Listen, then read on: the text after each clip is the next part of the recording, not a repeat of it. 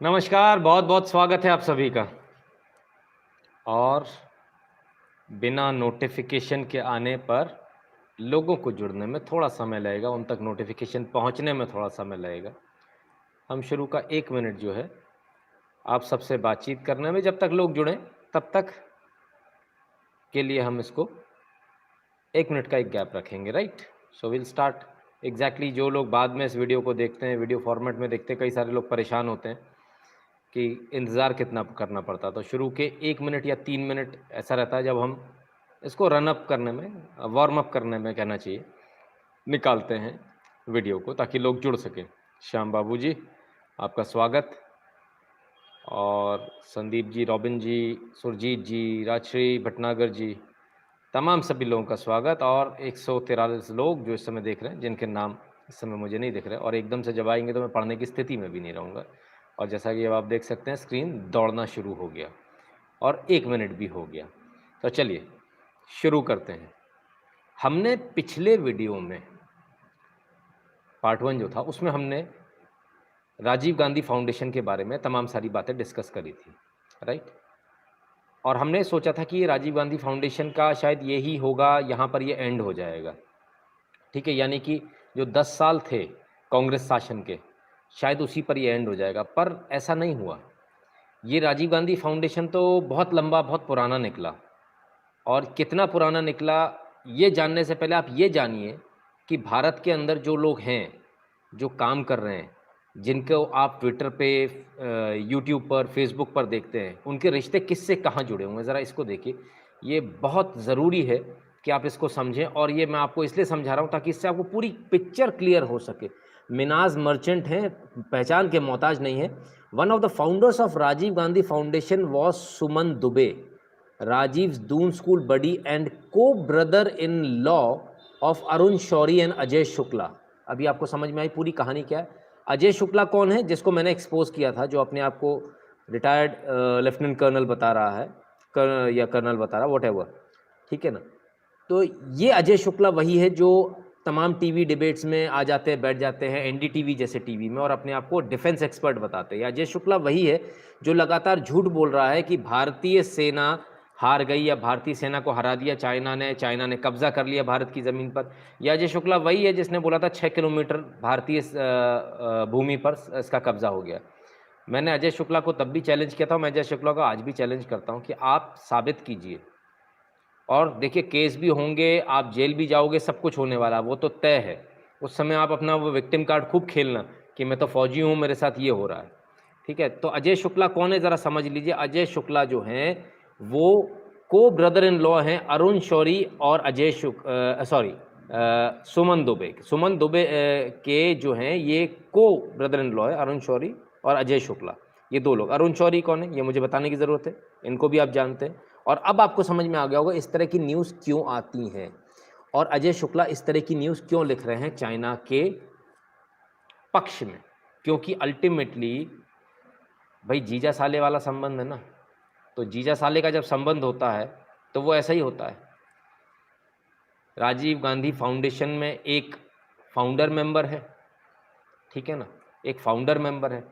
तो जब जीजा साला फाउंडर मेंबर होंगे तो फिर क्या होगा? तब यही होगा जो अभी आप देख रहे हैं, भारत के खिलाफ में न्यूज़ चलाई जाएंगी, लगातार चलाई जाएंगी। और ये इस तरह से कोई नई चीज़ नहीं हो रही, हमें बहुत पहले से शक था, लेकिन इतना मतलब इतना गिरा हुआ स्तर पर ये लोग काम करेंगे ऐसा हमने कभी सोचा भी नहीं था। बहरहाल तमाम सारी चीज़ें हमारे पास में आ रही। तो एक फ़ोटो आप देख लें, ambassador Sun donates to Rajiv Gandhi foundation on behalf of China charity foundation, 2006 का है ये। रवि तिवारी जी बहुत बहुत धन्यवाद आपके कंट्रीब्यूशन के लिए। 2006 में ये फ़ोटो आप देख रहे हैं, 2006 28 जनवरी 2006 की ये फ़ोटो है। और इसको लेने वाले कौन है?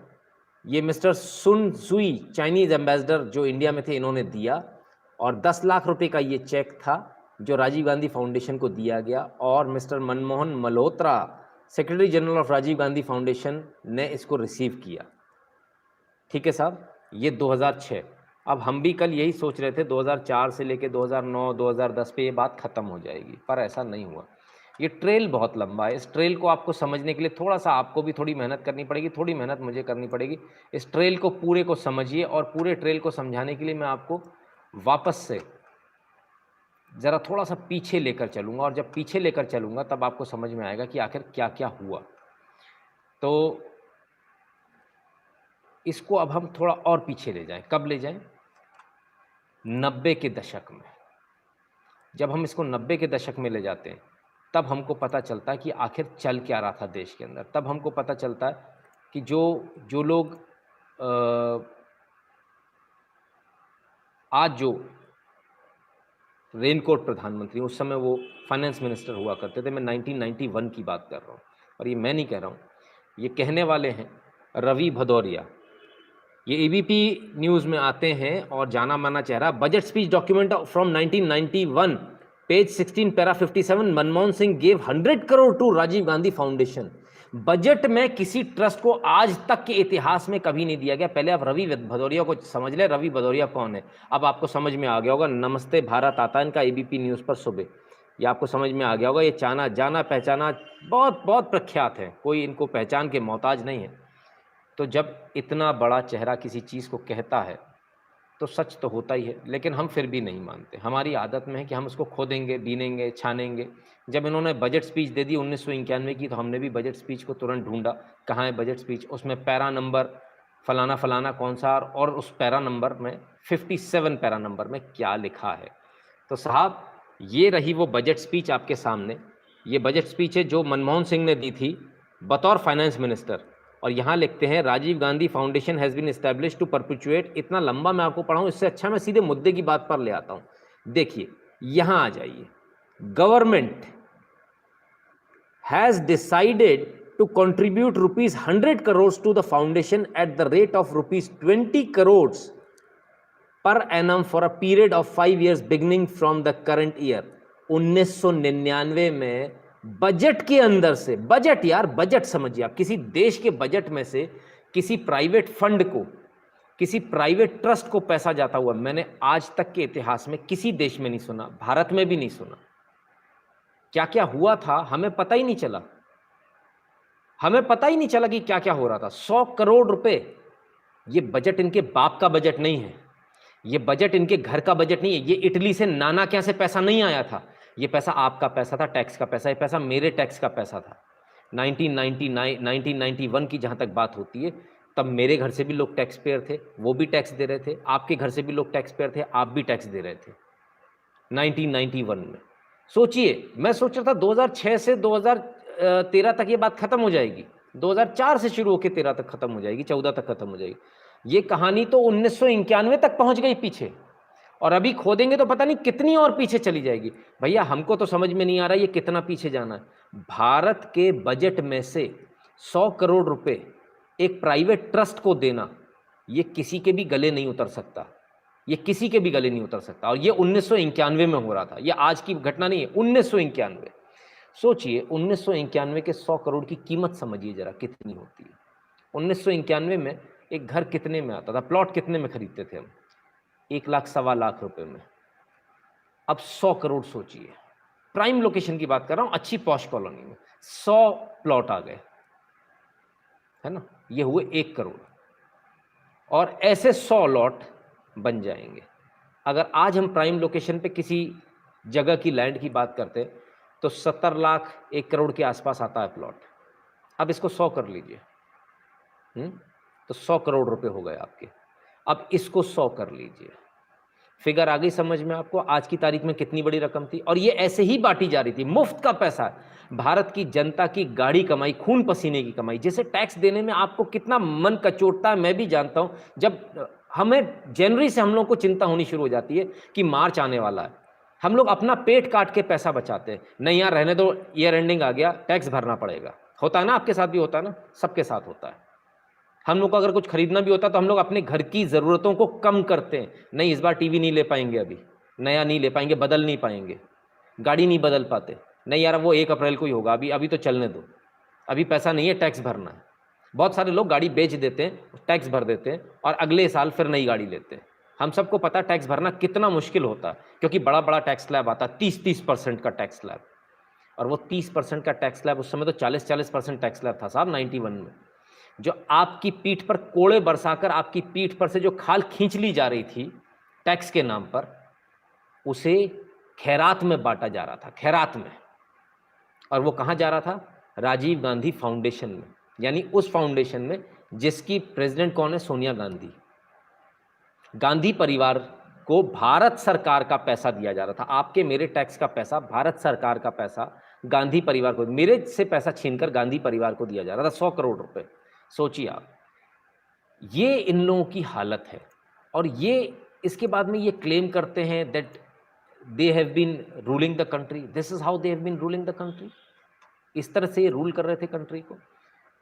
और कितना बुरा हाल इन्होंने किया है, सिर्फ इतना नहीं, अगर आपको लगता है इतने पर नहीं, ये तो सिर्फ एक छोटी सी, यहां इनकी हिम्मत देखिए, यहां इन्होंने बजट से पैसा देने की कोशिश करी। अभी बीच में एक बात आई थी, सोनिया गांधी बड़ी जोर जोर से चिल्ला चिल्ला कर बोली कि पीएमएनआरएफ है, पीएम केयर्स क्यों, पीएमएनआरएफ में पैसा दो, पीएम केयर का पैसा पीएमएनआरएफ में ट्रांसफर करो। ये सारे कांग्रेसियों ने कहा था, याद है ना आपको? याद है? पीएमएनआरएफ का पैसा कहाँ जाता है, प्रधानमंत्री राहत कोष का पैसा कहाँ जाता है, उसको भी देख लीजिए। ठीक है, ये पार्टनर ऑर्गेनाइजेशन है, डोनर, और ये रही यहाँ list. Prime minister national relief fund PMNRF, प्रधानमंत्री राष्ट्रीय आपदा रिलीफ जिसे आप बोलते हो, ये पीएमएनआरएफ जो है, ये पैसा यहां से ट्रांसफर हो रहा था और करोड़ों रुपया ट्रांसफर हो रहा था कहां? राजीव गांधी फाउंडेशन, यानी गांधी परिवार के प्राइवेट ट्रस्ट में। राजीव गांधी फाउंडेशन सिर्फ एक ट्रस्ट है। पीएमएनआरएफ का पैसा, जिसे कि बड़े गाजे बाजे के साथ ही कहा जा रहा था कि भाई ये तो, और ये जो मैंने आपको लिस्ट दिखाई है ना, इस लिस्ट की जरा जानकारी ले लीजिए। लिस्ट कब की है? ये लिस्ट 2005 और 6 की है। ठीक है, 2005 और 6 में ये आ गया नीचे पीएमएनआरएफ। ठीक है, आपको लगा अगर एक बार दिया तो आप बहुत बड़ी गलतफहमी में। पीएमएनआरएफ फंड 2007 और 8 की फिर से इनकी लिस्ट उठा लीजिए, डोनर्स की लिस्ट, और पीएमएनआरएफ फंड आपको यहाँ फिर मिल जाएगा, prime ministers national relief fund. तो ये जो अब आपको समझ में आ रहा है, जो बार बार सोनिया गांधी और पूरी कांग्रेस जो विचलित हो रही थी कि पीएम केयर में पैसा क्यों जाना है, पीएमएनआरएफ में क्यों नहीं जा रहा, क्योंकि पीएमएनआरएफ में पहली बात तो कांग्रेस अध्यक्ष के साइन से ही पैसा ट्रांसफर होगा। ट्रांसफर कहाँ होगा? राजीव गांधी फाउंडेशन में। यानी पीएमएनआरएफ फंड जिसमें सरकारी पैसा आता है, जिसमें आपका और हमारा पैसा भी जाता है, हम लोग देते हैं, ठीक है, जिसमें सरकार का पैसा भी होता है, वो पैसा ट्रांसफर कहाँ हो रहा है? वो ट्रांसफर पैसा हो रहा है प्राइवेट अकाउंट में, ट्रांसफर हो रहा है गांधी परिवार के प्राइवेट अकाउंट में। इसलिए इनको इतना दर्द हो रहा था, तभी ये बार बार चिल्ला रहे थे कि पीएम केयर में पैसा मत दो, पीएम केयर में पैसा मत दो। पैसा कहाँ दो? पैसा पीएमएनआरएफ में दो। पीएमएनआरएफ में देने से क्या फायदा? वो पूरा पैसा हम धीरे से राजीव गांधी फाउंडेशन में ले आएंगे और फिर हम उससे ऐश करेंगे, ऐश काटेंगे। ये जो ऐश हो रही है ना, ये ऐश में जो खलल पड़ गया मोदी की वजह से, ये चाय वाला जो आ गया ना तो ये पैसा खाता है, ना ये इधर उधर पैसा ट्रांसफर करता है, और ना ये दूसरों को करने दे रहा। सारी दिक्कत यही है, सारी दिक्कत यही है, इसके अलावा कोई दूसरी दिक्कत है ही नहीं। अगर आप देखेंगे ना तो आपको बहुत क्लियरली समझ में आ जाएगा कि आखिर क्या क्या चल रहा था देश के अंदर और किस किस तरीके से ये काम कर रहे थे। और अगर आपको लगता है कि पीएमएनआरएफ फंड बोल दिया मैंने, कल मैंने आपको एम्बेसी बता दी, यदि ये इतने सारे लोग हैं, नहीं, कितने सरकारी संस्थान, उनसे पैसा झपटा गया, छीना गया।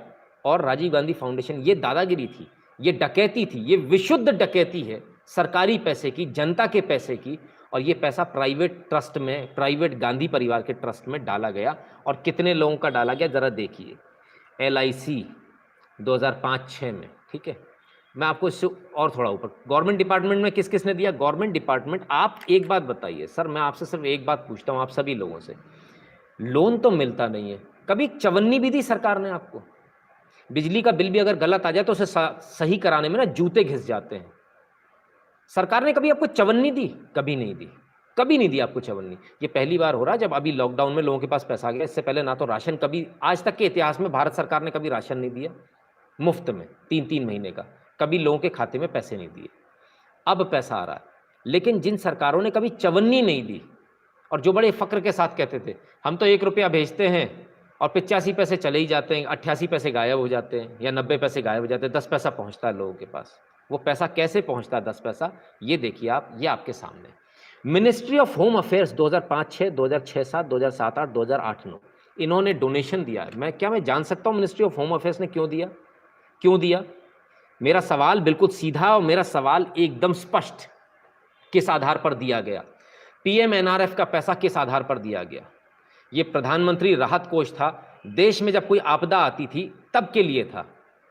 और जब आप भारत सरकार का पैसा इस प्रकार से उड़ाते हो तो इसमें धारा बनती है, धारा 409 गबन, धारा 408 अमानत में खयानत, धारा 420, धारा 467, धारा 468। और जितने भी पीएमएनआरएफ में जितने भी ट्रस्टीज हैं, मेरा सीधा सीधा एक ही कहना, इन सबको जेल में डालो, इन्हें जेल में भरो। दूसरी बात, तात्कालीन गृह मंत्री 2005-6, 2006-7, 2007-8, 2008-9 कौन था? ये भारत सरकार का पैसा, तुम्हारे पिताजी का पैसा नहीं था, तुम्हारी अम्मा नहीं लाई थी इटली से। तुमने किस हक से तुमने इसको राजीव गांधी फाउंडेशन में डाल दिया? तात्कालीन गृह मंत्री पर भी धारा 409, 408, 420, 467, 468 के तहत मुकदमा दर्ज होना चाहिए और इसे भी जेल में सड़ाना चाहिए। मैं जितनी धाराएं बोल रहा हूँ सब में 7-7 साल की सजा है, अलग अलग इंडिविजुअल। ठीक है, तो जब भारत के गृह मंत्री ने एक प्राइवेट फंड में सरकारी पैसा ट्रांसफर किया तो क्या सोचकर ट्रांसफर किया था?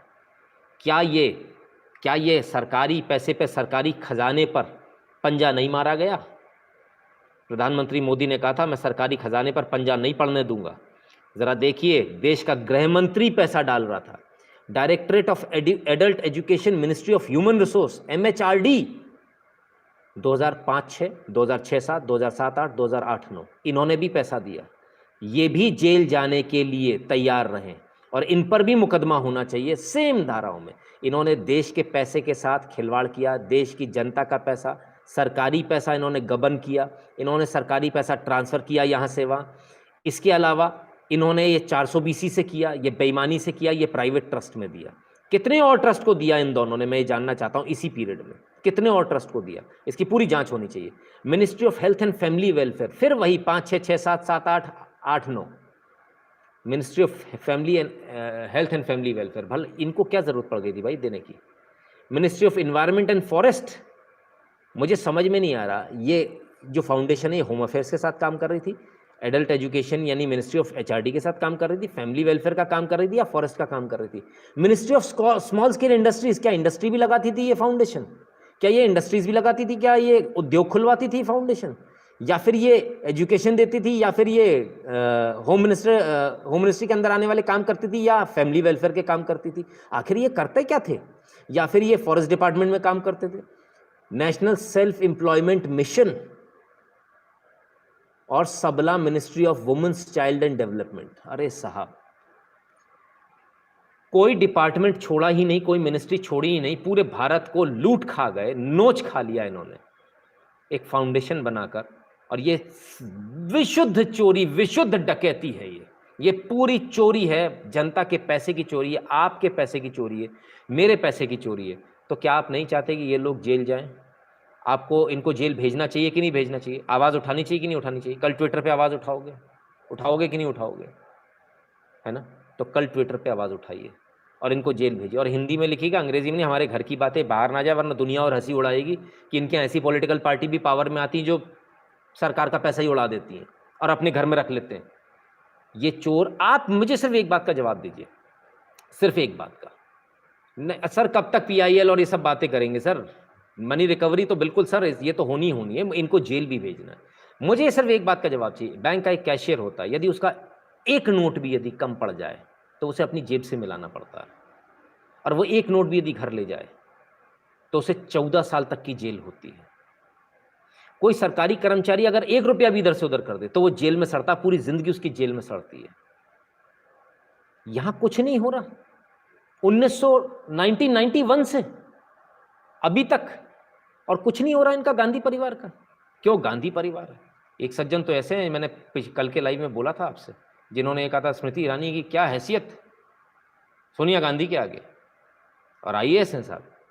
मैं बिल्कुल मानता हूं साहब, आज मैं बिल्कुल मान गया, और मैं तो ऑन रिकॉर्ड कह रहा हूं, इस वीडियो को स्मृति ईरानी तक पहुंचा दीजिएगा। स्मृति ईरानी जी, आपकी हैसियत नहीं है, आपकी औकात नहीं है इनके सामने, आप कभी ऐसी चोरी कर ही नहीं पाओगे। 7 जन्म नहीं 700 जन्म और ले लेना तो भी ऐसी चोरी नहीं कर पाओगे आप, इसलिए आपकी कोई हैसियत नहीं है, इन चोरों में आपकी कोई हैसियत नहीं है। तो जो लोग चोरों की हैसियत नाप रहे हैं, वो समझ लें कि उस चोरों की हैसियत में ना तो मेरी बैठेगी ना किसी और की बैठेगी। आगे चलिए, किस किस ने और पैसा दिया ज़रा इसको भी देख लीजिए। सरकारी संस्थानों से पैसा लिया गया, LIC life insurance corporation of India Bharat सरकार का उपक्रम, SAIL steel authority of India limited Bharat सरकार का उपक्रम, GAIL gas authority of India limited, OIL oil India limited, oriental bank of commerce, state bank of India, bank of Maharashtra, housing urban development corporation. अब जरा इनकी date दिखा देता हूँ ना, जहाँ बैंक आई है थोड़ा मेरा इंटरेस्ट बढ़ गया। 2005-6, 2005-6, 6, 7, 7, 8, 8, 9, 10, 11, 12, 14, 13 तक, ठीक है। बैंक ऑफ महाराष्ट्र 6 से लेके 11 तक, HUDC हुडको 6-7, ठीक है, ONGC IDBI 6-7, steel authority again. साहब अब मेरा एक सवाल है, सिंपल सा सवाल है, राजीव गांधी फाउंडेशन को पैसा भी उसी समय दिया गया जिस समय बैंक के सारे घोटाले हुए। विश्वास जी, जजमीर जी, आप सभी का बहुत बहुत स्वागत। ये उसी समय पैसा दिया गया जिस समय सारे घोटाले हुए, जिस समय बैंक लोन बांट रहे थे मेरे और आपके पैसे का, जो हमने बैंक में रखा था ना पैसा, उसको उड़ा रहे थे। और ये 50 लाख करोड़ के NPA जो हुए ना, 50 लाख करोड़ के NPA, ये उसी समय के हैं। और यही लोग राजीव गांधी फाउंडेशन को पैसा दे रहे थे। अब मेरा सिर्फ एक सवाल है, क्या ये सब लोग मिले हुए थे? बैंकर भी मिला था, बैंक को तो मालूम ही होगा कि ये पैसा कभी वापस नहीं आने वाला, ये खा जाएंगे, ठीक है। नारायण जी धन्यवाद, अभी देखते जाइए, बहुत कुछ आने वाला नारायण जी। तो ये लोग, उनको पता था, कॉर्पोरेट्स को पता था हम ये पैसा खा जाएंगे, बैंक को पता था हम ये पैसा खा जाएंगे। और ये जो कट का पैसा था, कमीशन का पैसा, ये कॉर्पोरेट से अलग जा रहा था और बैंक से अलग जा रहा था। क्या ये ऐसा हो रहा था? क्या ये राजीव गांधी फाउंडेशन को जो डोनेशन दी गई है, जो ये जो पैसा पहुंचाया गया है, 2 नंबर का 1 नंबर, 1 नंबर का 2 नंबर करके, ये जो देश का पैसा पहुंचा दिया गया, मेरा और आपका पैसा पहुंचा दिया गया, ये पैसा क्या इसलिए पहुंचाया गया था कि ये हमने जो घोटाले कर दिए इसमें आप भी अपना हिस्सा पकड़ो और चुप हो जाओ? तो बैंक की तरफ से गया ये, और उधर कॉर्पोरेट्स की तरफ से अलग से पैसा गया था। ये पूरा का पूरा ये पूरा प्रपंच था क्या? मेहुल चौक से हो, तमाम सारे हो, ये तमाम सारे लोग। अंजलि पेटी जी धन्यवाद। जिस दिन ये लोग अंदर जाएंगे उस दिन जयचंद को शिक्षा होने के अंदर में दिवाली मनाएंगे। बिल्कुल बिल्कुल साहब, बिल्कुल अंजलि जी, हम सब दिवाली मनाएंगे और ये सब बहुत जल्दी अंदर जाएंगे। सवाल बहुत सारे हैं और इशारा बहुत क्लियर जा रहा है एक ही तरफ, इशारा सिर्फ यही जा रहा है, बहुत क्लियर इशारा जा रहा है, और यही जा रहा है कि बैंक के जितने घोटाले हुए थे, LIC में जो घोटाले हुए थे, LIC भी लोन देता अगर आपको नहीं पता होगा, LIC में जो घोटाले हुए थे, हुडको में जो घोटाला हुआ था, ये उन्हीं का पैसा राजीव गांधी फाउंडेशन में उस कट का पैसा पहुंचाया गया। आप भी चुप रहो, आपको भी आपका हिस्सा पहुंच गया। और ये आदेश भी ऊपर से ही आया था कि मैंने सुना है कि उस समय प्रधानमंत्री कार्यालय फ़ोन करता था कि ये चिड़िया का लोगो है भैया, इस लोगो पर आप 700 करोड़ का लोन दे दो, और बैंक देती थी मजबूरी में। आप समझिए, बैंक को जो खोखला किया गया वो किसने खोखला किया? आज आपको समझ में आ रहा है नोटबंदी क्यों ज़रूरी थी? समझ में आ रहा है? आ गया समझ में? अभी भी नहीं आया तो फिर जीवन में नहीं आएगा। एक काम करो, दूध की बोतल आती है बाज़ार में बच्चों वाली, उसे लो, उसमें दूध भरो और उससे पियो। इसके अलावा कोई चारा नहीं है आपको समझाने का, और आप समझ पाएंगे नहीं। इसलिए जिन लोगों को अभी भी समझ में नहीं आया वो दूध की बोतल से दूध पिए और पप्पू भैया के साथ में जाकर आराम से पोगो चैनल देखें। इतनी मासूमियत के साथ पप्पू बनकर पूरे देश को एक व्यक्ति चूना लगाकर चल दिया, इतनी मासूमियत के साथ। सोचिए आप क्या हालत है। और हम लोग पप्पू पप्पू समझ रहे हैं। पप्पू नहीं, वो सबका बाप है भैया। आपका पैसा खा गया, मेरा पैसा खा गया, देश का खजाना खाली कर दिया। जिसे आप पप्पू समझ रहे हो, पप्पू नहीं, वो तो पप्पा निकला, चोरों का पप्पा निकला, डकैतों का पप्पा निकला। इनसे तो डकैत अच्छे थे, कम से कम सामने सामने डकैती डालते थे, तो आंखों के नीचे से, आंखों से सुरमा निकाल के लेकर, और हमें पता ही नहीं चला। और हम लोग बैठे हुए, बड़े से बड़े लोग बैठे हुए, किसी को पल्ले ही नहीं पड़ा। इतने सारे घोटाले हो गए बैंक के, और बैंक से पैसा पहुंच गया राजीव गांधी फाउंडेशन में।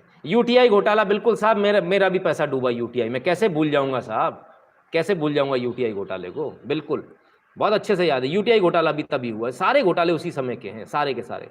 अभिषेक राजेश सर, ये पॉसिबल है कि इन लोगों को जेल हो पाए? बिल्कुल सर, बिल्कुल होगी। आप और हम प्रेशर बनाएंगे, अवश्य होगी। जसमीत जी कहते हैं should they B charge for waging a war against state India? नहीं सर, ये waging a war against state नहीं आएगा, ये सीधे सीधे गबन का आएगा। भारत के सरकारी पैसे को जब आप इधर उधर करते हो तो गबन होता है, और ये सरकारी पैसे का गबन हुआ है। भारत सरकार के जो टैक्स पेयर्स हैं उनका जो पैसा, ये हमारा पैसा सरकार के पास होता है, सरकार इसको कहीं भी आंख मूंद कर खर्च नहीं कर सकती।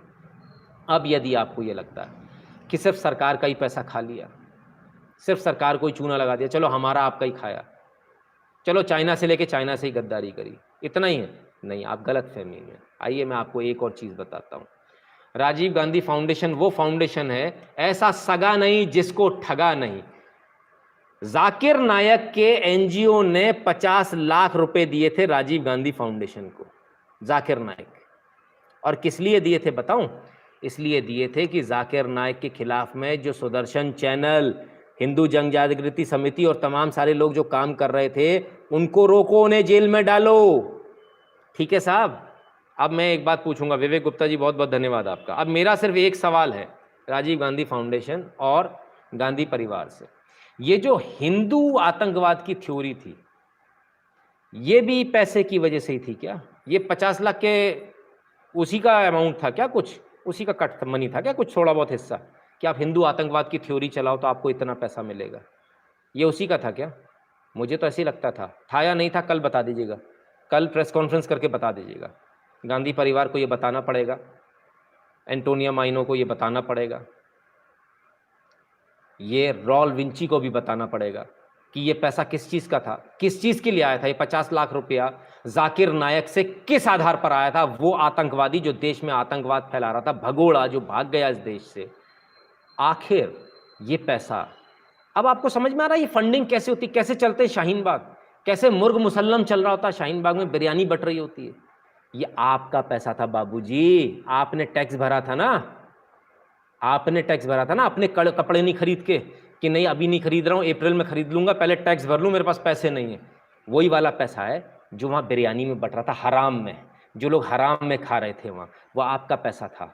जो आपने कभी, आप जा रहे होंगे ना कि मार्च में, ईयर एंडिंग मार्च में गर्मी पड़ने लगती है, आपका मन कर रहा होगा आइसक्रीम खरीदने का, तो आपने नहीं खरीदी होगी ये सोचकर कि यार अभी रहने दो, अभी कड़क चल रहा है, इस महीना रहने दो, मुझे टैक्स भरना है। आप तो अपनी आइसक्रीम नहीं खरीद पाए बच्चे के लिए, लेकिन वहाँ हराम में आतंकवादियों को बिरयानी बट रही थी, जिन पर अब यूएपीए लगा है। ये उसी पैसे से हो रहा था, ये आपके पैसे से हो रहा था।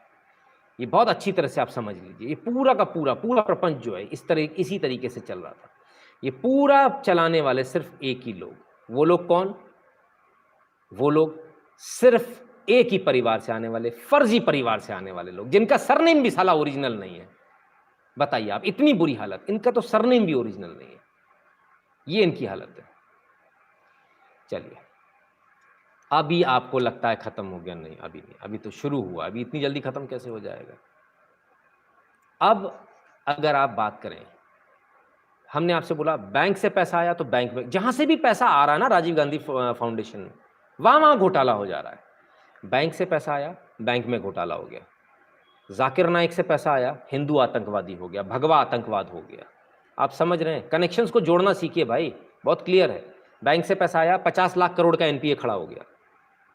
जाकिर नाइक से पैसा आया, हिंदू आतंकवादी हो गया, भगवा आतंकवाद हो गया, मैं आतंकवादी हो गया, आप आतंकवादी हो गए। ठीक है, अब चाइना से पैसा आया, तब क्या हुआ? उसको नहीं समझोगे? उसको भी तो समझ लो। चाइना से जब पैसा आता तब क्या होता, उसको मैं आपको दिखाता हूं। और Welcome back. If you're with us on Times Now, and we are now going to bring to you Times Now super exclusive news break. Times Now super explosive Kong Fund Gate expose sets the agenda again. A day after exposing sensational Congress China donation gate, Times Now has now unearthed a new angle in this investigation. अब देखिए, जहां से पैसा आया China से, वहां की क्या मदद की जा रही थी, इसको समझिए। Latest evidence suggests following donation and MOU signing, Congress was in a hurry to close the regional comprehensive economic partnership deal. Yes, ये वो न्यूज़ है जो आपको समझ में आनी चाहिए।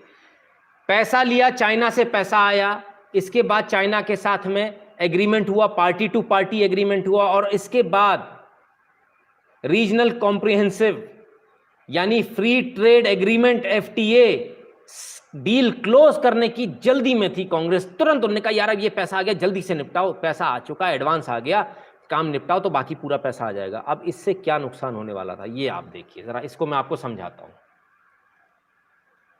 Remember, RCEP negotiations began closely after Rajiv Trust endorsed the free trade agreement. In fact, back in 2010, negotiations on RCEP began and the UPA signed this file in 2011, nearly 5 years ahead of the deadline. Preferential treatment that was being given, it stands exposed, and Times Now has been bringing to you all. अब ये China के साथ में 5 साल पहले, मतलब जो agreement होना है, जिसको इंप्लीमेंट होना 5 साल बाद, 5 साल पहले ही इतनी जल्दी पड़ गई, 5 साल पहले ही उस एग्रीमेंट को क्लोज करना और उस पर काम अमल शुरू करना। इस अमल में क्या था? रीजनल कॉम्प्रिहेंसिव ट्रीटी में क्या था, यानी फ्री ट्रेड एग्रीमेंट में क्या था? इसमें यह था कि हम और आप बाधा रहित फ्री ट्रेड करेंगे, ये जो डेफिसिट वेफिसिट है ये कुछ नहीं देखेंगे, जिसको जितना माल जहां पेलना पेलो। और हुआ भी यही। इसके बाद आप जो कहते हो ना चाइना का माल सस्ता इसलिए आ गया, नहीं साहब, चाइना का माल सस्ता नहीं है। 55 रुपए का N95 मास्क तो आप बना रहे हो, लेकिन आप क्या की फैक्ट्रियों को बंद किया गया साजिश के तहत। क्या साजिश थी? कि चाइना का माल यहाँ डंप किया गया, चाइना के माल पर सब्सिडीज दी गई, जो मैंने बताया था ना 30 लाख करोड़ का घोटाला। अब तो एनपीए उसका भी बाप आ गया, 50 लाख करोड़ का घोटाला। तो 30 लाख करोड़ का जो घोटाला था, वो घोटाला था जिसकी मैं बात कर रहा था, वो यही घोटाला था। मुझे नहीं पता था उस समय ये डिस्कशन करते समय, या उस समय जब मेरे पास में तमाम सारे सबूत आए थे कि इसके पीछे इतना घटिया काम हो सकता है कि कोई आदमी चंद सिक्कों की वजह से देश को बेच देगा। मुझे इसका बिल्कुल अंदाज़ा नहीं था। लेकिन आज जब मैं देखता हूँ, पीछे पलट कर देखता हूँ, वो 4 साल पुराना, अगर 3 साल 4 साल पुराना अगर अपना लाइव देखता हूँ, तब मुझे एहसास होता है कि मुझे तो उस समय कुछ पता ही नहीं था। मैं तो सिर्फ ये सोच रहा था कि सब्सिडी घोटाला है। लेकिन ये सब्सिडी क्यों दी जा रही थी? सब्सिडी इसलिए दी जा रही थी क्योंकि यहाँ से चाइना से पैसा आ रहा था राजीव गांधी फाउंडेशन में, देश को बर्बाद करने के लिए पैसा आ रहा था राजीव गांधी फाउंडेशन में, और देश बर्बाद किया जा रहा था। कैसे बर्बाद किया जा रहा था, मैं ये भी आपको समझाऊंगा, आप इसको भी समझिए। बर्बाद ऐसे किया जा रहा था कि कॉमर्स मिनिस्टर थे कमलनाथ, और कमलनाथ ने कई सारी आयात ड्यूटीज, जिसे इंपोर्ट ड्यूटी जिसे कहते हैं, कई सारी इंपोर्ट ड्यूटीज को घटा दिया था। सिर्फ इतना नहीं, इंपोर्ट ड्यूटी थी बैम्बू पर 30%, कमलनाथ जी ने घटाकर उसे 10% कर दिया था। और ये वो कदम था जिससे भारत की बैम्बू इंडस्ट्री खत्म हो गई थी रातों रात। खत्म हो गए थे बैम्बू का काम करने वाले लोग, बर्बाद हो गए थे, खत्म हो गए थे, रातों रात बर्बाद हो गए थे। आप समझ सकते हैं, पूरी बैम्बू इंडस्ट्री को एक रात में खत्म किया था, 30% से 10% लाकर इंपोर्ट ड्यूटी को। क्यों किया था? क्या कमलनाथ जी आज इसका जवाब देंगे? ये सारे मिनिस्टर्स जो उस समय थे, जिन्होंने ये काम किए, जिन्होंने सब्सिडीज दिए, क्या इनको जेल नहीं होनी चाहिए? जेल में बहुत कम बोल रहा हूँ, इन्हें फांसी होनी चाहिए, फांसी। देवांग भट्ट जी बहुत बहुत धन्यवाद। क्या पप्पू 2001 में बोस्टन इंटरनेशनल एयरपोर्ट ड्रग बस में पकड़ा था? पप्पू सुकन्या देवी से लिंक है। देखिए, सुकन्या देवी का केस तो भट्ट साहब साबित नहीं हो पाया, अभी तक वो हवा में लटका हुआ है। जहाँ तक इस बात की बात है, हाँ, ये बात ज़रूर सही है कि ये पकड़े गए थे। सुब्रमण्यम स्वामी ने कई बार इस बात को लाइव बोला है, टीवी पर बोला है, ऑन कैमरा बोला है कि ड्रग्स के साथ ये पकड़ा गया था, अटल बिहारी वाजपेयी ने इसको छुड़वाया था। ये बात सच है, क्योंकि देश की थू तो होती इसलिए छुड़वाया, या जो भी उनके रिलेशन रहे होंगे उस वजह से छुड़वाया। आप इसको समझिए, इस पूरे मैटर को समझिए, किस तरह की चीज़ें चल रही थी। इंपोर्ट ड्यूटी सिर्फ इसलिए घटाई जा रही थी क्योंकि चाइना से पैसा आ रहा था। इतने मंदबुद्धि, इतने मूर्ख लोग मैंने नहीं देखे कि इनको ये भी नहीं दिख रहा था कि भारत का व्यापारी मरता जा रहा है, भारत का व्यापार खत्म होता चला जा रहा है, भारत पूरी तरह से बर्बाद होने की कगार पर आ गया। मैंने आपको कास्टिंग इंडस्ट्रीज भी बताई थी, 29 में से 27 बंद हो गई थी, 2 बची थी। बैम्बू इंडस्ट्री रातों रात खत्म हो गई, जिसे मोदी जी ने भी दोबारा खड़ा किया बैम्बू इंडस्ट्री को। तमाम सारी ऐसी इंडस्ट्रीज थी जो रातों रात खत्म हो गई। केमिकल प्लांट्स जो भारत में थे, केमिकल्स पर से ड्यूटी कम कर दी गई, वो रातों रात कबाड़ में बिक गए, कबाड़ में बेचारे सर्वाइव ही नहीं कर पाए। हजारों ऐसे प्लांट्स थे साहब, हजारों फैक्ट्रियां थी जो बर्बाद हो गई, बंद हो गई। आज वो लोग जो बर्बाद हो गए हैं, वो अगर इस लाइव को देख रहे हो तो सर, मैं आपकी पीड़ा समझ सकता हूं।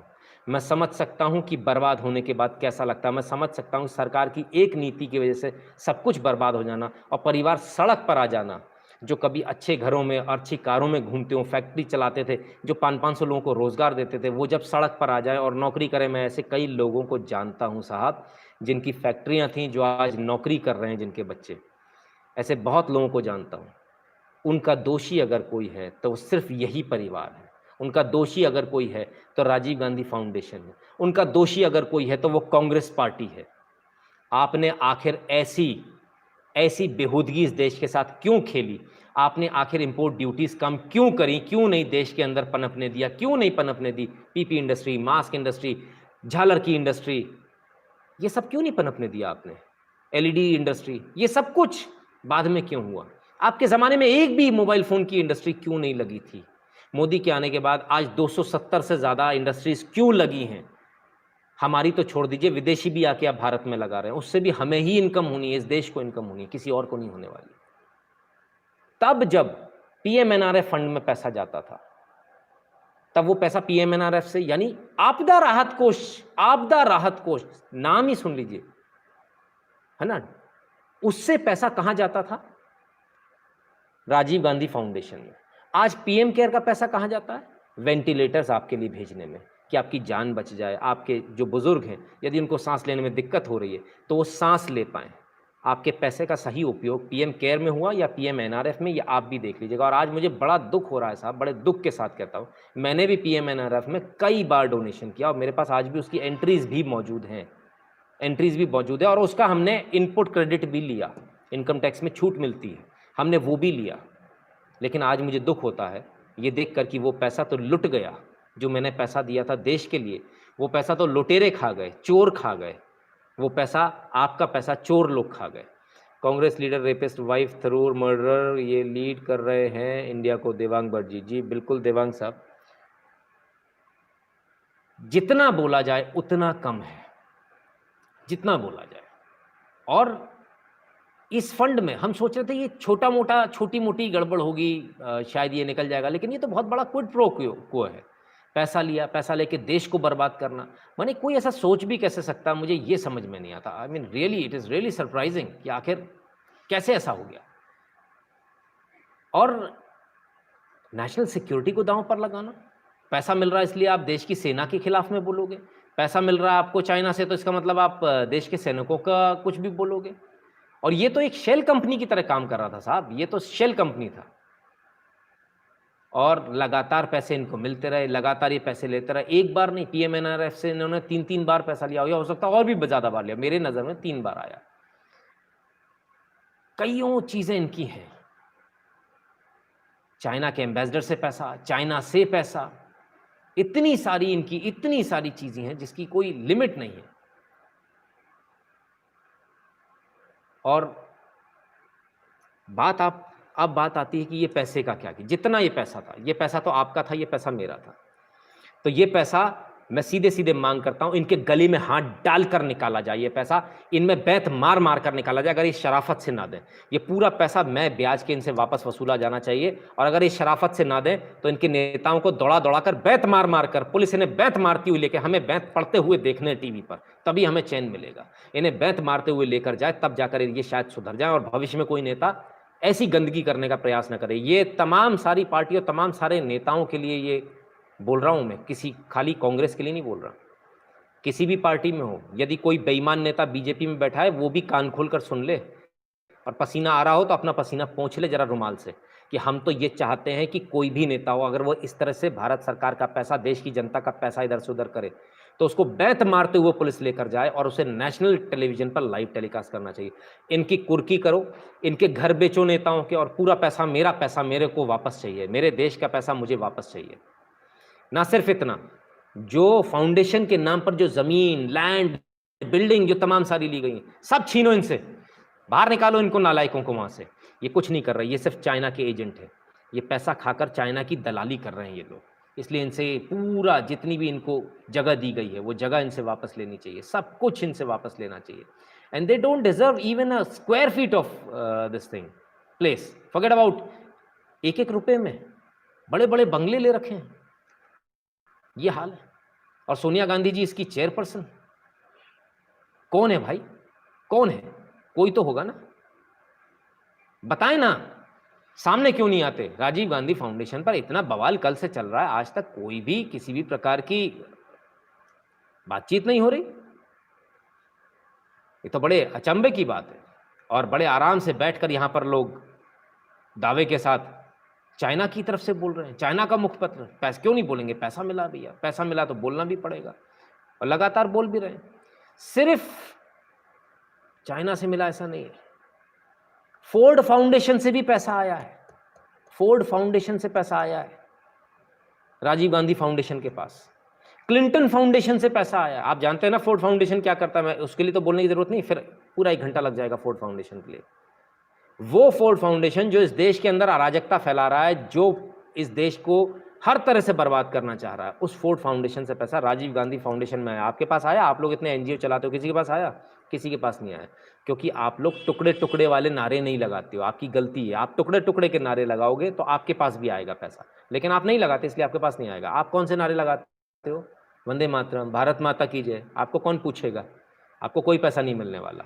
इसके लिए अगर आपको ये जो 100 करोड़ रुपए चाहिए ना, तो आप टुकड़े टुकड़े गैंग में जाइए, वहां शामिल होइए। अब आपको समझ में आ रहा है ये लोग टुकड़े टुकड़े गैंग में क्यों शामिल होते हैं? ये नए नए जितने भी लोग आते हैं, मुफ्त की चिलम, हराम का खाना, हराम की बिरयानी, हराम का रहना, और हराम का पता नहीं क्या क्या करने को मिलता है। वो मुझसे ना कहलवाइए, लाल चड्डी वालों के बारे में सबको पता है।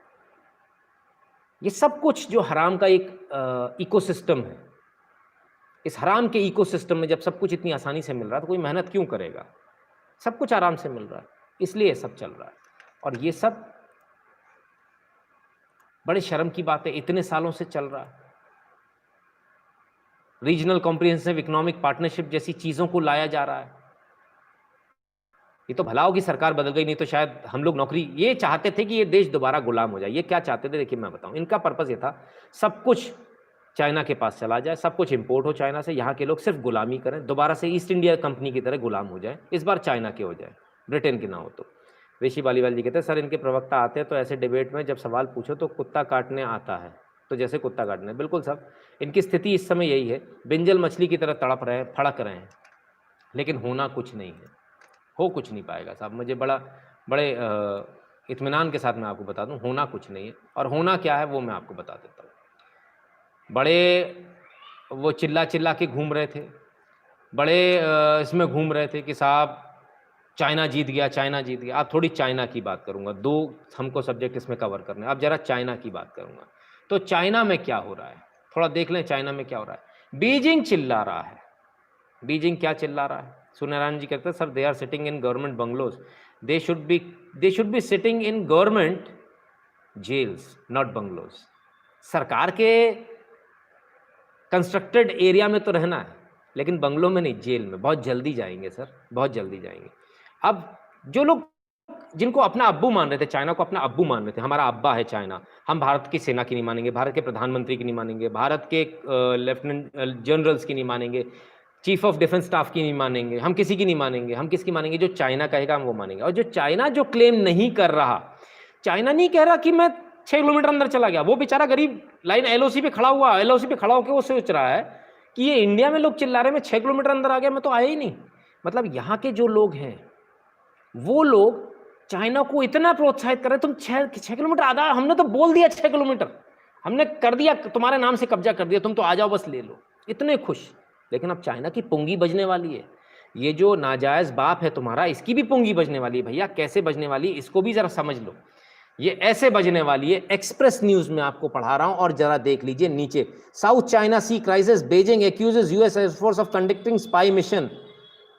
ठीक है साहब, पूरी न्यूज अगर आपको नहीं दिखी तो अब दिख जाएगी। ठीक है, बीजिंग यानी कि चाइना कह रहा है कि यूएस एयरफोर्स उसके यहाँ घुसकर स्पाई कर रही है। वो वाले हवाई जहाज जो रेडार में पकड़ में नहीं आते, उन हवाई जहाज से जासूसी कर रही है। और ये सच बात है, ऐसा हो रहा है। ठीक है, इसमें कोई दो राय नहीं कि ऐसा नहीं हो रहा, ऐसा बिल्कुल हो रहा है। और ये मैं आपको न्यूज़ जो दिखा रहा हूँ, ये कब की दिखा रहा हूँ ये भी साथ में दिखाता चलूँ, कोई कंफ्यूजन नहीं रहना चाहिए। थर्सडे 25 जून 2020। ठीक है साहब, ये देख लीजिए, वही न्यूज़ है ना, कोई हेराफेरी तो नहीं करी ना, कोई बेईमानी तो नहीं करी ना। तो जो लोग चाइना को सरमाथे पर उठाकर चल रहे थे उनके लिए बुरी खबर, चाइना चारों तरफ से घिर चुका है। चाइना बहुत बुरी तरह से हारने वाला है, और चाइना में चारों तरफ से जूते नहीं गोले पड़ने वाले हैं। और जो लोग चाइना को अपना नाजायज़ बाप मान रहे थे, उनके लिए बहुत बुरी खबर है। आज मम्मी फिर रोएगी, आज मम्मी को फिर नींद नहीं आएगी। और फिर वही बात, सत्ता तो ज़हर है बेटा, कभी मत पीना इसको। हम भी कहते हैं कभी मत पीना। लेकिन आपके लिए और बहुत सारी मैं न्यूज़ लेकर आया हूँ, एक-एक करके, ठीक है? ज़रा देखते जाइए। China's military provoke its neighbor, but message is not for the United States. ठीक है साहब, चाइना यूनाइटेड स्टेट्स का स्पष्ट रूप से कहना है, अमेरिका का यह कहना है कि चाइना अपने पड़ोसियों को परेशान करता है। ये चाइना का कहना है, सॉरी नॉट चाइना का, ये अमेरिका का कहना है, ठीक है। एक और न्यूज़ देख लीजिए, China military provokes it's neighbours, provoke मने जबरदस्ती पंगा लेना, but the message is for the United states. तो ये यूनाइटेड स्टेट्स ने बहुत क्लियर मैसेज दिया है, और बहुत क्लियर मैसेज ये दिया है कि अब हम चुप नहीं रहेंगे, और चाइना जिस तरह से कर रहा है उसको हम मुंह तोड़ इसका जवाब देंगे। माइक पॉम्पियो हैं जिन्होंने ये पूरा बयान दिया। म्यूजिक डायरेक्टर बहुत बड़ी चीज होती है क्या? होती है, रिस्पेक्ट। माइक पॉम्पियो ने ये बयान दिया है, जो कि फॉरेन सेक्रेटरी हैं यूनाइटेड स्टेट्स के, और जो इन्होंने कहा है कि है वो थ्रेट है भारत के लिए और अदर्स के लिए। Mike Pompeo says US reviewing force posture to counter China's PLA amid threats to India and others. यानी अब जो सेना जो है उसको कहाँ लगाना है, ये दोबारा से सोच रहा है अमेरिका, और सोच रहा है तो क्या सोच रहा है, जरा इसको सुन लीजिए। To a lot of feedback about the Chinese Communist Party, and I laid out a series of facts. I talked about the People's Liberation Army's provocative military actions. They include its continued aggression in the South China Sea, deadly border confrontations in India, an opaque program, and threats against peaceful neighbors. Talked about how the CCP is broken. बहुत सारे लोग बहुत सारे दिन से लगातार पूछ रहे थे, कांग्रेस के कुछ प्रवक्ता पूछ रहे थे, आप तो बड़ा गए थे अमेरिका, आप तो अमेरिका वालों को यहाँ राष्ट्रपति को बुलाया था, बड़े गले मिले थे, क्या हुआ? अमेरिका के राष्ट्रपति ने आपका साथ नहीं दिया, अमेरिका साथ नहीं आ रहा, बड़ा टॉन्ट किया जा रहा था। फिलीपींस, ताइवान, मलेशिया, तमाम सारे और जो देश, सब लोग भारत के साथ आ गए और चाइना अकेला खड़ा हो गया।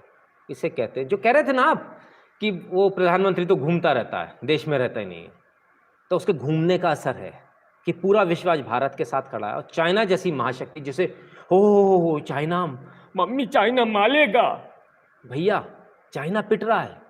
और ये जो पूरा प्रोपेगेंडा जो देश के अंदर चल रहा है, पैसे देके जो प्रोपेगेंडा चल रहा है, जो बार बार कहा जा रहा है चाइना इतना अंदर आ गया, चाइना उतना, ऑस्ट्रेलिया भी, बहुत सारे देश साथ में, तो ये बार बार जो प्रोपेगेंडा चल रहा है, ये मालूम क्यों चल रहा है?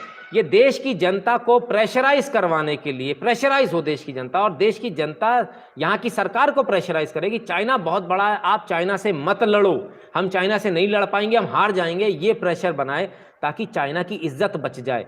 चाइना को तो अब भारत ठोकेगा, हर हाल में ठोकेगा, वो तो अब बचना नहीं है, चाहे चाइना के पीछे भी चला जाए। वैसे चाइना के पास अब कोई ऑप्शन बचा नहीं है, दो ही ऑप्शन है, अगर वो लड़ता है तो वो हारेगा। तो जो एक दबदबा है, जो एक हवा जो बनी हुई है, एक परसेप्शन जो बना हुआ है, एक नैरेटिव जो बना हुआ है कि चाइना की सेना को कोई नहीं हरा सकता, वो नैरेटिव टूट जाएगा अगर चाइना लड़ता है तो। और अगर चाइना पीछे जाता है तो भी भारत फिर भी ठोकेगा, फिर भी नहीं छोड़ेगा, इसको आप समझ लीजिए, अब नहीं छोड़ेगा। सिर्फ इतना नहीं है, अगर आपको मेरी बातों पे जरा भी संदेह हो रहा हो तो एक और मैं न्यूज़ आपको दिखा देता हूं, और ये न्यूज़ पढ़ लीजिए। Singapore navy and US navy have conducted a sea operation in South China Sea. Date जरूर पढ़िएगा, फ्राइडे 26 जून 2020 1:08, यानी 1:08। आज की न्यूज़, गर्मा गर्म न्यूज़, सिंगापुर नेवी और यूएस नेवी ने जॉइंट एक्सरसाइज करी है साउथ चाइना सी में, यानी जिस साउथ चाइना सी को चाइना बोलता कि मेरा आधिपत्य यहां कोई नहीं आ सकता, उसमें खुले तौर पर अमेरिका की और सिंगापुर की शिप्स मस्ती से घूम रही हैं, वॉरशिप्स, और न सिर्फ घूम रही हैं बल्कि गोली भी दाग रहे हैं, कह रहे हम तो अपनी प्रैक्टिस कर रहे हैं, अभी प्रैक्टिस मैच चल रहा है, अभी असल मैच चलेगा, ये बताया जा रहा है। तो वो लोग जो चाइना को अपना अब्बू मान रहे थे, उनके लिए एक बुरी खबर है, मम्मी बेवा होने वाली है, क्योंकि चाइना तो अब बचेगा नहीं। तो आपके लिए बड़ी बुरी खबर है साहब कि मम्मी बेवा होगी, फिर वही वाली बात, फिर आप लोग रोगे, या हुसैन तुम ना हुए हम होते, क्या करें। बड़ी परेशानी है आप लोगों के साथ में, हमारे साथ भी, हम सच बोलना जानते हैं। और अगर आपको इतनी न्यूज़ के बाद भी कोई शक शुबा रह गया हो तो उस शक शुबे को दूर करना मेरी जिम्मेदारी है, ठीक है? तो उस जिम्मेदारी को मैं निभा दूँ। तो क्या हो रहा है आपको बता दूँ, चलिए आ जाइए देख लीजिए क्या हाल है। लेकिन उससे पहले एक बार और बता दूँ आपको, भारत ने 270 सुखोई बॉर्डर पर पहुंचा चुका है। भारत T-90 टैंक्स पूरी फौज पहुंचा चुका है। भारत और बहुत कुछ पहुंचा चुका है। प्रेम सेन जी बहुत बहुत धन्यवाद। भारत इतनी ताकत से वहां पहुंचा चुका है अपनी सेनाएं कि अभी चाइना को समझ में नहीं आ रहा, उसको संपट नहीं पड़ रहा कि क्या हो गया है। उसको इतनी जोर का तमाचा पड़ेगा, उसको पता ही नहीं था, उसको होश ही नहीं था, लेकिन अभी ऐसा हो रहा है। और सिर्फ भारत ऐसा नहीं कर रहा, अमेरिका उतर आया पूरी ताकत के साथ, और अमेरिका ने अपने युद्धपोत उतार दिए हैं चाइना की तरफ मुंह करके। तोप का मुंह चाइना की तरफ है। समुंदर में सुपर पावर बाहुबली तोड़ेंगे ड्रैगन की नली। मेरा नहीं है साहब ये न्यूज़, TV9 भारतवर्ष की है, ठीक है साहब। कैसे तोड़ेंगे दुश्मन की नली, कैसे तोड़ेंगे, ट्रंप कैसे तोड़ेंगे दुश्मन की नली? चलिए एक एक करके देखते चलते। स्लाइड शो में मैंने आपके लिए खास बनाया। 4 लाख कमांडो, 100 वॉरशिप और 900 फाइटर जेट भेजे गए हैं साउथ चाइना सी में, यानी साउथ एशिया में 4 लाख कमांडोज, 100 वॉरशिप और 900 फाइटर जेट भेज रहा है अमेरिका। कुछ समझ में आ रहा है? नाजायज अब्बू का क्या होगा? मम्मी आज फील होएगी। बड़ी दिक्कत है साहब। आज हमारे हंसने का दिन है। आप लोगों ने बहुत झूठ बोला, आप लोगों ने लगातार देश की जनता के साथ झूठ बोला, और उसका नतीजा ये है कि अमेरिका भी साथ में खड़ा हुआ, और छोटे मोटे नहीं, 4 लाख कमांडोज, 100 वॉरशिप और 900 फाइटर जेट्स के साथ अमेरिका चाइना के सदर्न पार्ट में आके जम चुका है। जी हां, जम चुका है। समुंदर में ट्रंप का पावर गेम देख लीजिए, क्या क्या लगाया है। जो सबसे बड़ी वॉरशिप है USS रोनाल्ड रीगन, इसको लगाया गया है। ये कोई हंसी खेल नहीं है। जो लोग डिफेंस में थोड़ी सी भी इंटरेस्ट रखते हैं, थोड़ा सा भी, वो USS रोनाल्ड रीगन को समझ जाएंगे कि ये क्या है। ये चलता फिरता शहर है, ये चलता फिरता पूरा का पूरा एक ऐसा शहर है जिससे किसी भी देश को बर्बाद किया जा सकता है। ये रोनाल्ड रीगन बहुत बड़ा युद्धपोत है, इसे सुपर योद्धा कहा जाता है। ये सुपर पावर का सुपर योद्धा है। 4 लाख कमांडो, 100 वॉरशिप और 900 फाइटर जेट जो कि इस तरह से छोड़े जाएंगे, ये आपके सामने। और इसके अलावा रोनाल्ड रीगन के अलावा उतारा गया है USS निमित्ज को।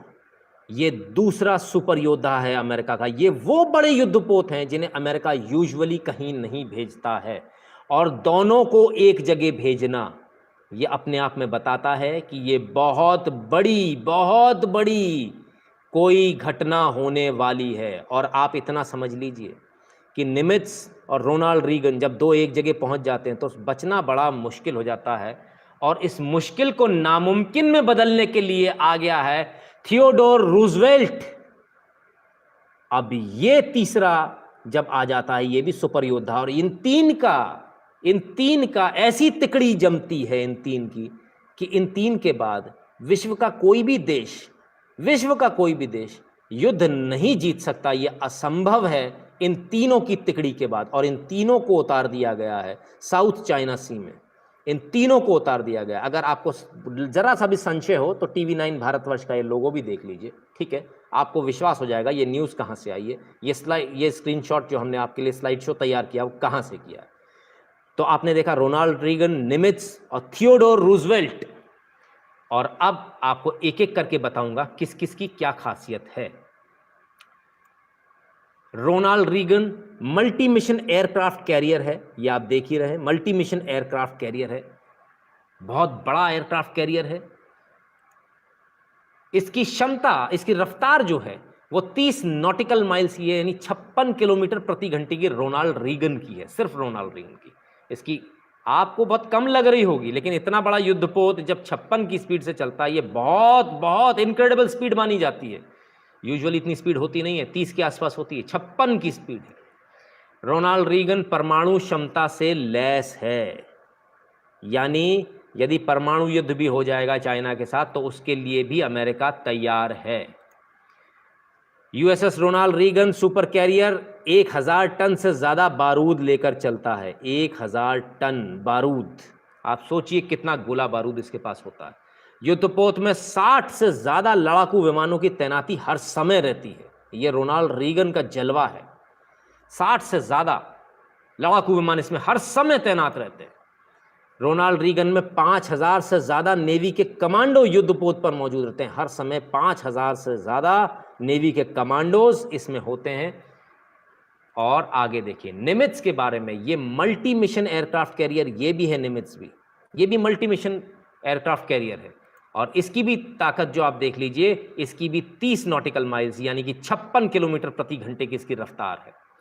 और निमित्ज युद्धपोत भी परमाणु क्षमता से लैस है, ये आपको सामने दिख रहा है। और थोड़ा आगे चलते हैं। युद्धपोत पर 90 से ज्यादा लड़ाकू विमान तैनात रहते हैं। मैंने क्या कहा था आपसे, जब ये तीनों की तिकड़ी मिलती है तब असंभव हो जाता किसी से जीतना। 90 से ज्यादा लड़ाकू विमान इस पर तैनात रहते हैं।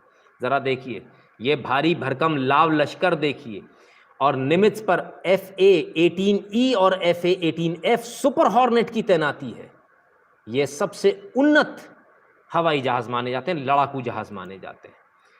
6000 से ज्यादा नेवी कमांडो मौजूद रहते हैं निमित्ज में। तो साहब, जिनको चाइना पर बड़ा गर्व था कि चाइना ऐसा, चाइना वैसा, चाइना ये कर देगा, चाइना वो कर देगा, अब आपको समझ में आ गया होगा। भारत के पास कितने युद्धपोत हैं आप ये भी सर्च कर लीजिएगा। 3 भारी भरकम, 3 हाथी, अमेरिका के हाथी उसने उतार दिए हैं। और इस समय वो साउथ चाइना सी में, और उनके निशाने पर है चाइना। चाइना को इस समय समझ में नहीं आ रहा। चाइना से ना निगलते बन रहा ना उगलते बन रहा। चाइना का कपड़े खराब हो चुके हैं, पैंट आगे से गीली और पीछे से पीली है। जो कल तक अपना ऑडिशन कराते थे, सेना के सामने खड़े होकर फोटो खिंचाते थे, जिप्सी में खड़े होकर अपने वीडियोस बनवाते थे, वो आजकल नज़र नहीं आ रहे हैं। और नज़र अगर कुछ आ रहे हैं तो ग्लोबल टाइम्स में कार्टून, और हमारे भारत में एक छोटा कार्टून और छोटे कार्टून की मम्मी, बस यही लोग नज़र आ रहे हैं जो रोज़ सवाल उठा रहे हैं 20 लोग क्यों मर गए। कभी ये भी तो पूछ लो उनके 100 से ज़्यादा कैसे मार दिए। ये न्यूज़ भी हमारे पास में, इसको भी हम चलाएंगे, समय आने पर चलाएंगे, वो भी चलाएंगे, सब कुछ चलाएंगे।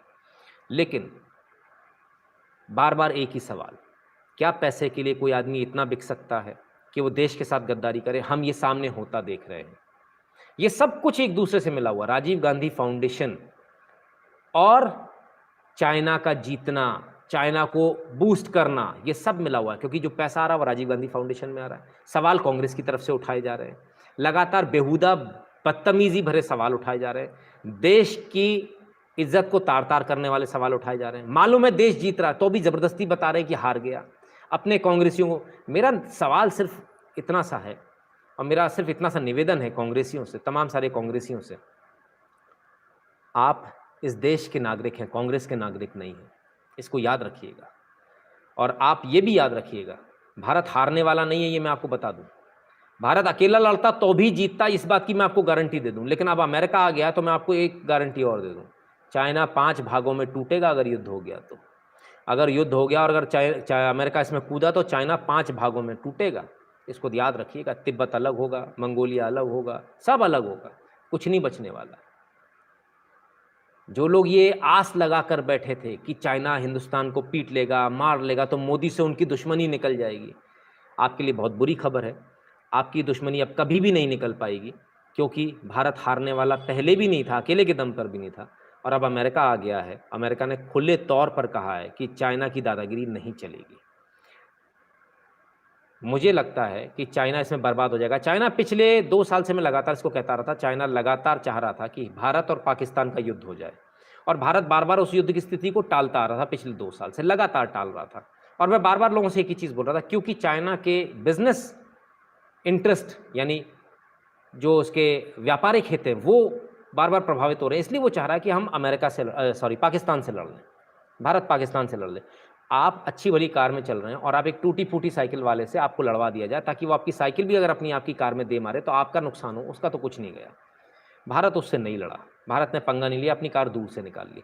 अब चाइना खुद लड़ने आ गया, बस यही गलती चाइना ने कर दी। ये गलती चाइना बहुत बड़ी गलती कर गया और इसकी कीमत चाइना बहुत लंबी चुकाएगा और यही वो मौका है जब भारत चाइना को सरपास करके नई विश्व शक्ति बन सकता है और ये विश्व शक्ति ऐसे नहीं बन पाएगा, बॉयकॉट करके नहीं बनने वाला। बॉयकॉट तब कीजिए, आप किसी भी चीज़ का बॉयकॉट करें तो पहले उसका आप सब्स्टिट्यूट दीजिए। आपने बोला ये एलईडी बल्ब मत खरीदो, बॉयकॉट कर दो, ये झालर मत खरीदो, तो हिंदुस्तानी झालर दो ना यार, खाली बॉयकॉट से नहीं होगा। और वो देने के लिए फिर मैं एक बार आपसे आह्वान करता हूँ, आप सबसे फिर से आह्वान करता हूँ, सर छोटी छोटी चीज़ें बनाइए, मोबाइल कवर बनाइए, टेम्पर्ड ग्लास बनाइए, ये लीड बनाइए मोबाइल की छोटी छोटी, है ना, ये चार्जर की लीड्स, ये सब हम बना सकते हैं ना, ये छोटी छोटी, ये आप लोग खरीद के लाते हैं ना, हम भी लाते हैं 150-150, 200 रुपये में। सर इसकी कीमत मालूम है कितनी है? ये जरा से वायर की 2 कौड़ी की इसकी कीमत नहीं है, इसकी कीमत ज़्यादा से ज़्यादा 10 रुपये भी नहीं है, जिसके पैसे हम चाइना को 150 रुपये देते हैं। ये बनाइए अपने देश में, ज़्यादा बड़ी चीज़ें मत बनाइए सर, छोटी चीज़ें बनाइए। मुझे पता, मैं आपसे कोई सुपर हॉर्नेट बनाने की बात नहीं कर रहा, मैं सुखोई बनाने की बात नहीं कर रहा आपसे, मैं वो बात कर रहा हूँ जो आप कर सकते हैं। इसलिए मेरा आपसे निवेदन है, बीकन शर्मा जी, बहुत बहुत धन्यवाद आपका, शर्मन जी सॉरी। तो मेरा आप सबसे निवेदन है, जो लोग बाहर भी हैं, जैसे बीकन शर्मन जी, मैं आपको देख रहा हूँ बाहर है, बहुत सुनहरा मौका है भारत में इस वक्त आकर भारत में प्लांट लगाने का, भारत में फैक्ट्री लगाने का। मेरा आप सबसे निवेदन है, आप आइए भारत में फैक्ट्री लगाइए, ये सुनहरा मौका आपको फिर कभी नहीं मिलेगा। देखिए, विकास की गाड़ी है, ये भारत के स्टेशन पर रुकनी नहीं थी, लेकिन रुक गई, और जब रुक गई है तो इसमें चढ़ जाइए, रुकी नहीं है, स्लो हुई है तो इस पर चढ़ जाइए और चढ़कर जल्दी से फटाफट निकल जाइए। और ये लाइव मुझे लगता है रुक गया, क्योंकि वीडियो रुक गया। अगर मेरी आवाज़ चल रही है तो मैं थोड़ा 2 मिनट का और इसको कंप्लीट करूंगा। तो मेरा आप सबसे सिर्फ इतना सा निवेदन, मेहरबानी करके, कृपया करके, आप सब जहां पर हैं, जैसे हैं, छोटे छोटे उद्योग लगाइए। जिनके पास थोड़ा बड़ा ज़्यादा पैसा हो, थोड़े बड़े उद्योग लगाए, हैवी इंडस्ट्रीज़ में आए और भारत में आकर इंडस्ट्रीज लगाइए, इससे अच्छा मौका मिलेगा नहीं। और आप सबसे फिर एक ही निवेदन करूंगा, 3600 लोग इस समय देख रहे हैं और सिर्फ 1700 लाइक हैं, ये बहुत गलत है। जल्दी से लाइक कर दीजिए, फटाफट लाइक कर दीजिए, जल्दी से लाइक की संख्या बढ़ा दीजिए। और 3600 लोग जो देख रहे हैं उनसे फिर वही निवेदन, यदि आपने चैनल को सब्सक्राइब नहीं किया तो जल्दी से चैनल को सब्सक्राइब कर लीजिए और बेल नोटिफिकेशन को ऑन कर लीजिएगा और ऑल नोटिफिकेशन को ऑन कर लीजिएगा उसमें। और गूगल फॉर्म दिया हुआ है, गूगल फॉर्म भर दीजिएगा। टेलीग्राम चैनल, ये सब डिस्क्रिप्शन में दिया हुआ है ना, डिस्क्रिप्शन में आपको गूगल फॉर्म भी मिल जाएगा, टेलीग्राम की लिंक भी मिल जाएगी। टेलीग्राम चैनल से जुड़ जाइए और गूगल फॉर्म भर दीजिएगा ताकि मैं आपसे बात कर सकूं। What will be India's future if Donald Trump loses election? No, Donald Trump is not going to lose election. धन्यवाद आपका। डोनाल्ड ट्रंप इलेक्शन लूज नहीं करने वाले हैं, या बिल्कुल दिमाग से निकाल दीजिए। और भारत का भविष्य बहुत उज्जवल होने वाला है, चाहे डोनाल्ड ट्रंप के साथ हो, चाहे डोनाल्ड ट्रंप के बिना हो, चाहे अमेरिका के साथ हो, चाहे अमेरिका के बिना हो, हर हाल में भारत का भविष्य उज्जवल होने वाला है। तो मित्रों, ये था आज का छोटा सा लाइव। छोटा तो नहीं कहेंगे, 1 घंटा फिर से हो गया। बहरहाल, तो आप सबका बहुत बहुत धन्यवाद देखने के लिए और जुड़े रहिएगा, फिर बात करेंगे, जल्दी हम दोबारा आपसे कनेक्ट करेंगे। ये तो हैंग हो गया भाई।